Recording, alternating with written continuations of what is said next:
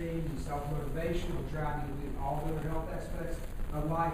Less recovery time from physical exertion. If you've ever climbed a flight of stairs and you have to take a break and you're breathing hard, your functional ability is impaired and you are borderline disabled. I mean, if you're not disabled to the point where you can't function, but you can't get up the stairs and keep moving, you have to stop and you have to take some breaths.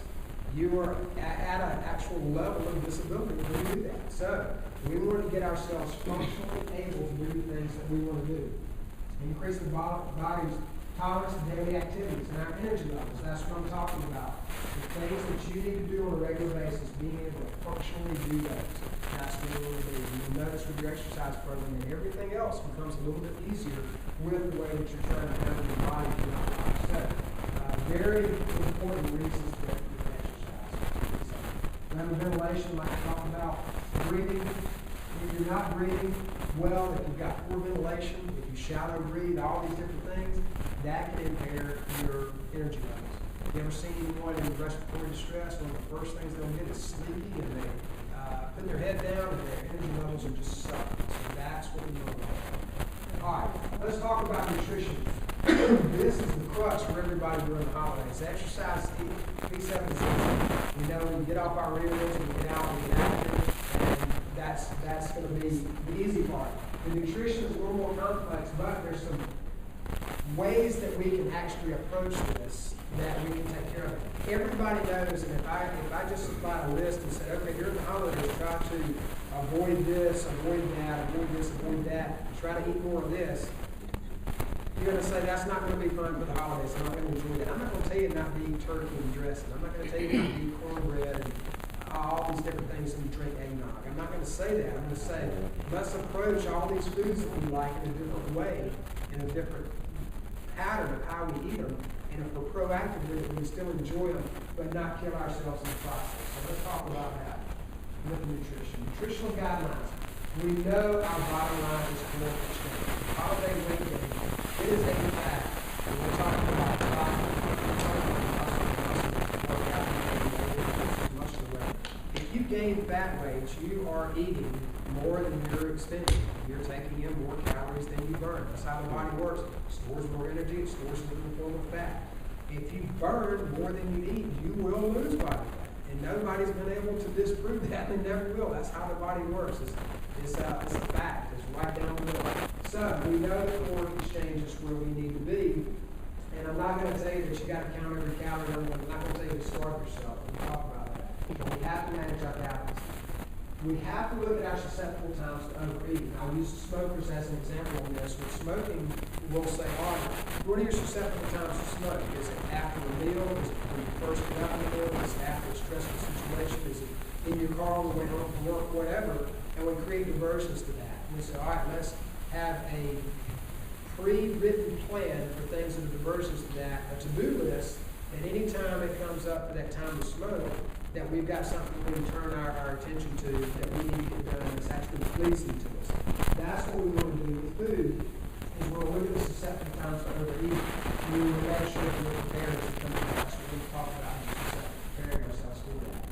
Prescribed food programs.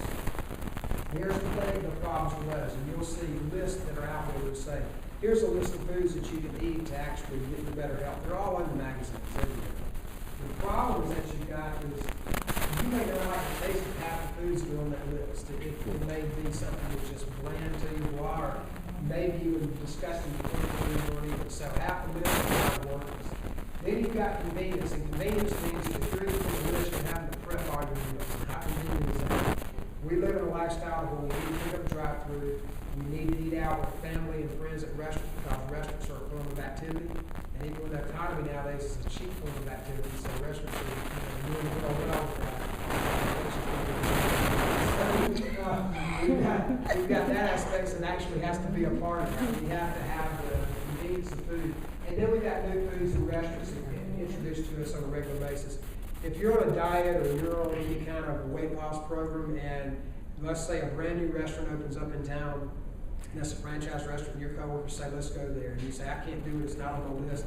How much are you going to enjoy what you're doing? You're going to hate it, and you're going to fall off the wagon eventually, most likely. So we've got to be compliant with the way that we live. We like to eat out. We like to taste the foods.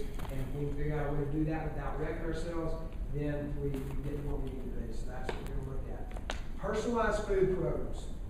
That's what I'm talking about. I'm going to show you how to personalize a food program for yourself during the holidays.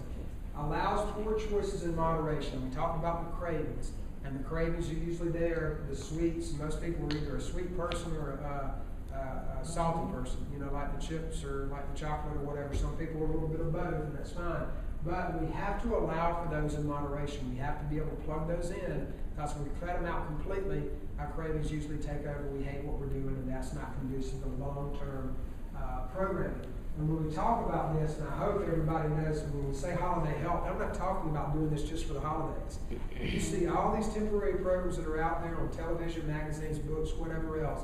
If you do a program that's telling you that you're going to get results in 60 days, results in 90 days, whatever, that means that you're going to get results for the amount of time that you're on that program. When you get off of it, you can't revert back. That's why we have such a profound rebound effect with dieters and with people trying to lose weight. So any of the programs that are out there that you see that says, we're going to jumpstart you and get you here in about a month or two or whatever, the question you need to ask is, what then? What do I do after this program's over? Or where do I go? What do you have for me?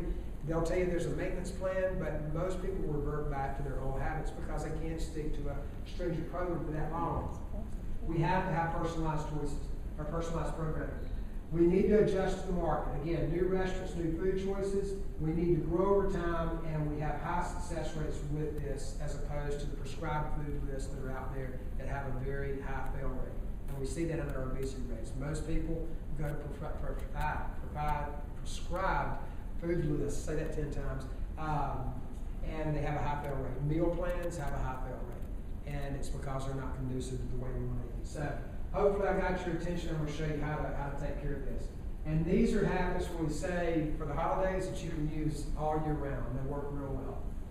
Don't theme your family gatherings only around food. So if you're going to have a Thanksgiving dinner, you're going to have a Christmas dinner or whatever, most people theme it around food. And when they call their family members, they say, who's bringing the dessert, who's bringing the bread, who's doing the dressing, who's going to do the turkey, whatever. Everything is situated around that.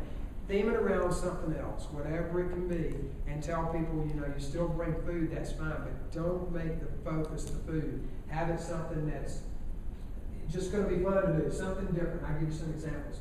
Plan activities, outside games for the kids, board games. You can tell people bring their own favorite board game or whatever, and if you don't get through but about half of them, who cares? You've taken the focus off of the food. The outdoor games work real well for, the southeast here, because our weather's usually, Christmas time, it's usually still, 60 degrees outside. So, again, take the focus off the food. Hassle taking leftovers home. Everybody's always trying to push that on you because it's less to clean up. Find some of your favorite food choices. Take small amounts that you can take for the taste, but just don't rack it up to where you're just taking hordes of high-calorie foods home, because then it's right there, it presents itself. It's something to do when you're bored if you're off work again, and it's easy to turn to. So let somebody else take those high-calorie leftovers home. This is one of the biggest things you can do is wait 30 minutes for seconds. This works very well. If you look, believe it or not, most people are dumbfounded that if you look at a big family dinner, most people eat within the first 5 to 10 minutes their first plate. Most people think, no, it takes about 30 minutes. No, if you time it out, do that with your family members. It's 5 to 10 minutes, they are done with that big monster plate of food stacked up about this high. And what are they doing? They go back and they get their second plate before their brain even gets the signal that their body's getting full. And then they eat that second plate, and then when about 20 minutes hits, 25 minutes, they're sitting back on the couch unbuttoning their pants saying, I can't believe I ate that much, and they're actually having trouble breathing. The reason they're having trouble breathing is because their diaphragm cannot contract and expand enough from the overcrowdedness in their stomach, so it can't push air in and out of their lungs. That's how air goes in and out of your lungs. So they're actually getting too much food to get good breathing range of motion, and that's where we don't want to be. But if you wait 30 minutes, you'd be surprised how much less food and how full you will be off the very first portion that you take. And when you go back, you can go back if you've got room and actually work on the taste a little bit of some of the foods that you enjoy without just gorging yourself.